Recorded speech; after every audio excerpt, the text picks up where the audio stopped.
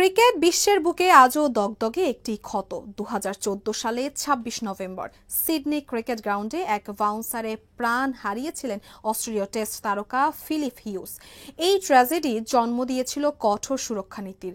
Helmet জুড়ে ছিল নেক guard, জারি হয়েছিল নতুন প্রোটোকল। কিন্তু আজ ঠিক এক দশক পর একই ঘটনায় প্রাণ গেল দেশটির তরুণ এক ক্রিকেটারের।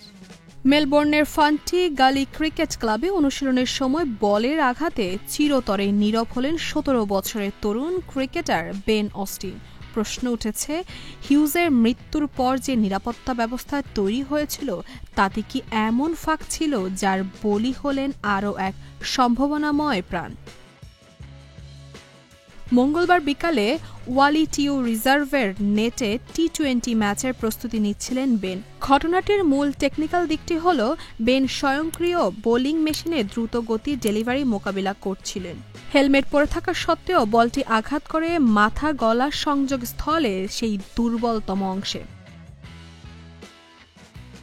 যে স্থানটি সুরক্ষার জন্য মূলত নেক গার্ড বা ঘাড় রক্ষাকারী প্যাড বাধ্যতামূলক করা হয়েছিল এলিট ক্রিকেটে।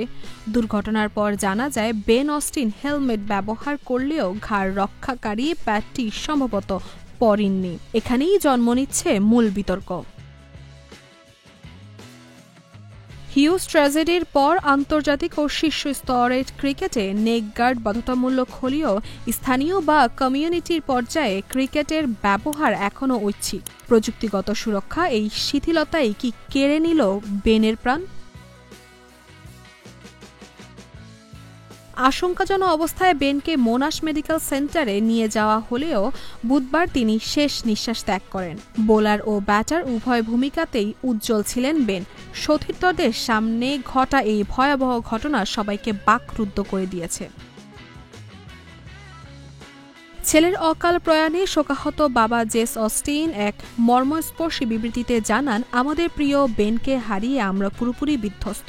আমাদের সান্ত্বনা এইটুকুই যে সে তার বন্ধুদের সাথে যে খেলাটিকে সবচেয়ে বেশি ভালোবাসত সেই ক্রিকেট খেলার সময়ই এই মর্মান্তিক ঘটনা ঘটল।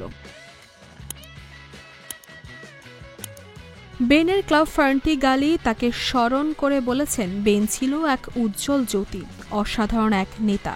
ক্লাবের পক্ষ থেকে তাকে চিরন্তন 14 নট আউট বলে উল্লেখ করা হয়েছে।